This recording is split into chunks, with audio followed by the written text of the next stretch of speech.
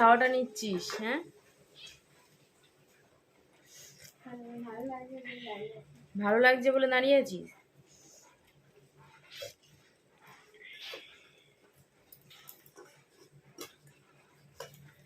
সুপ্রভাত বন্ধুরা, সবাই কেমন আছো? আশা করছি সবাই ভালো আছো, সুস্থ আছো।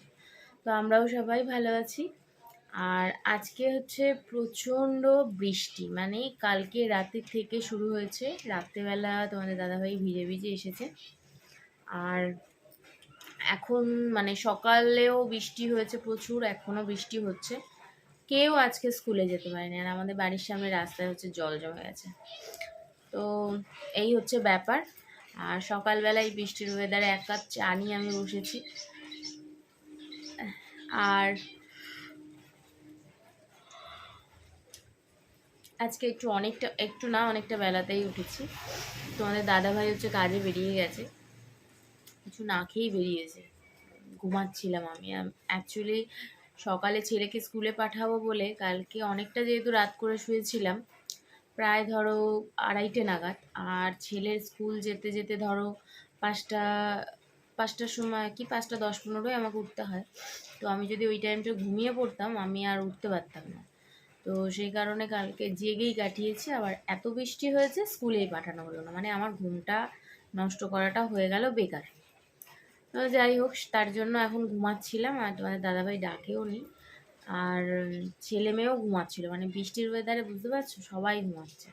তো এখন সবাই আমরা উঠেছি, আমি একটু চা নিয়ে বসেছি। আর ছেলে মেয়ে দেখি কি খায়, তারপর তোমাদের সাথে শেয়ার করবো। তো চলো সাথে থেকে।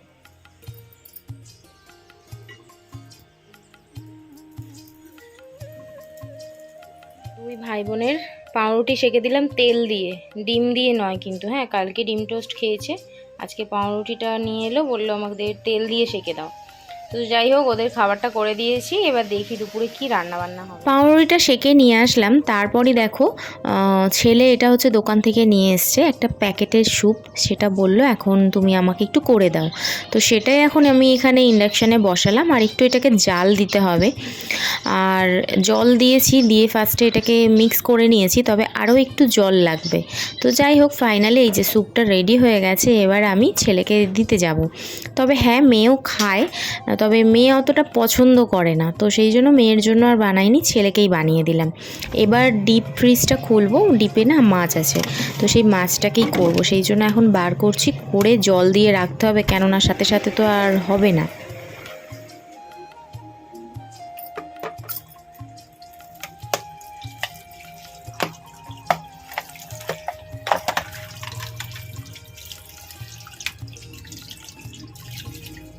বাথরুমে অনেকগুলো জামা কাপড় কেচে রেখেছিলাম, বিশেষ করে স্কুল ড্রেসগুলো, তো সেগুলোই মেয়েকে নিয়ে এসে বললাম যে দড়িতে মেলে দিতে।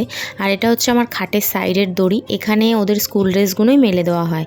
আর এখন আমি রান্না বান্না করতে যাব না, যেহেতু মাছটা ডিপ থেকে বার করেছি, সেটা একটু নরম হওয়ার ব্যাপার আছে। এখন ছেলে মেয়েকে পড়াবো, পড়তে দিয়ে উঠে তারপর রান্না করব।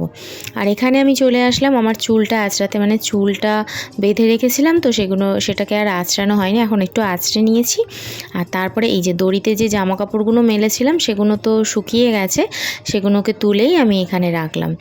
আর সত্যি কথা বলতে তোমরা তো দেখেইছো আমার জামা কাপড় মেলা খুব মানে কষ্টকর, মানে কাচাকুচি করে জামা কাপড় যদি আমি ডাইরেক্ট মেলি, রাস্তায় হচ্ছে নিচেই মানে দোকান আছে, মানুষজন আছে, তো গায়ে জল পড়বে। তো এইভাবে মোটামুটি 8-9 বছর তো কষ্ট করেছি। আর তোমাদের দাদা ভাইয়ের সাথে একটু জেদ করে আমি ওয়াশিং মেশিন কিনিয়েছিলাম, আর ওয়াশিং মেশিন থেকে এখন ভালো সুবিধা হয়েছে, কেচে একেবারে ড্রাই হয়ে বেরোয়, তো এটা আমার খুব সুবিধা হয়েছে। চলো মাছগুলো ভেজে নিই।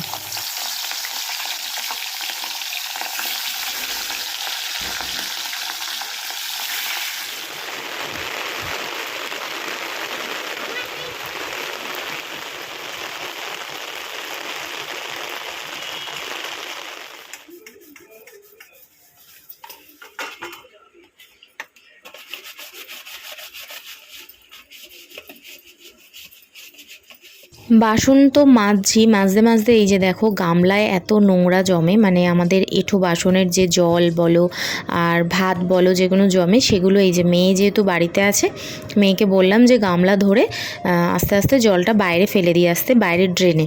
আমাদের এখানে মানে আমার ওপরে কোনো পজিশান নেই, বিশ্বাস করো, তো এইভাবেই আমাকে করতে হয়। তারপরে বাসন কোসন মেজে আর এই যে এঁঠো বাসনগুলো যে গামলাটায় রাখি সেটাকেও মেজে পরিষ্কার করে নিলাম। আর এখানে দেখো ফাইনালি বাসনও মাজা হয়ে গেছে আর ওদিকে ছেলে মেয়েও খেতে বসেছে। আর আমি এখন ঠিক করেছি যে এইখানে হচ্ছে এখানটা পরিষ্কার করব, বেসিনটা মুছে ভালোভাবে পরিষ্কার করে নেব। আর মুছতে মুছতে কি মনে হলো জানি না যে আমাকে এই বেসিনের এখানটা না মানে অনেক আরশোলার বাচ্চা দেখতে পেয়েছি। আর আরশোলার বাচ্চা দেখলে বা টিকটিকি দেখলে আমার খুব গা হাত পা ঘিনঘিন করে, হয়তো আমার বলে নয়, বেশিরভাগ সব মানুষেরই। তো সেই জন্য আমি না পরিষ্কার করব ভেবে নিয়েছি। তো অনেকটা বেলাও হয়ে গেছে, তারপরেও দেখি হয়তো আমি পরিষ্কার করেই ফেলবো। হ্যাঁ, এই দেখো যেই বলা সেই কাজ, আমি এই জায়গাটা পুরো পরিষ্কার করে নিয়েছি। তখন আর ক্যামেরা অন করিনি। এই যে দেখো এই সাইডের এই র্যাকটা যখন খুলেছি না, এত আরশোলার বাচ্চা মানে কি বলবো। তো কিছু করার নেই, এগুলো তো পরিষ্কার করতেই হবে। ভালোভাবে পরিষ্কার করে গুছিয়ে দেখো এই জায়গাটা কত সুন্দর লাগছে। ভালোভাবে সমস্ত কিছু জায়গাটা গুছিয়ে নিয়েছি, এরপরেই যাব স্নান করতে। আর স্নান করে থেকে বেরোতে না বেরোতেই দেখছি তোমাদের দাদাভাই নিয়ে এসছে চপ। ও তো কাজে গেছিলো, এত বৃষ্টি হচ্ছে চারিদিকে জল, গাড়িটা যদি কিছু সমস্যা হয় সেই জন্য চলে এসছে। চপ নিয়ে এসছে বলে আমি আর ভাত খাইনি, আমি ওর সাথে মুড়ি খেয়ে নিলাম।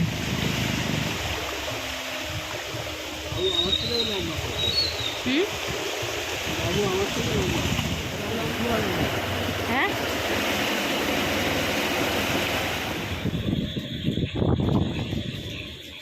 রাত্রেবেলা আমাদের খাওয়া দাওয়া হচ্ছে মাটনের চর্বি দিয়ে আলুর তরকারি আর হচ্ছে সাদা ময়দার রুটি।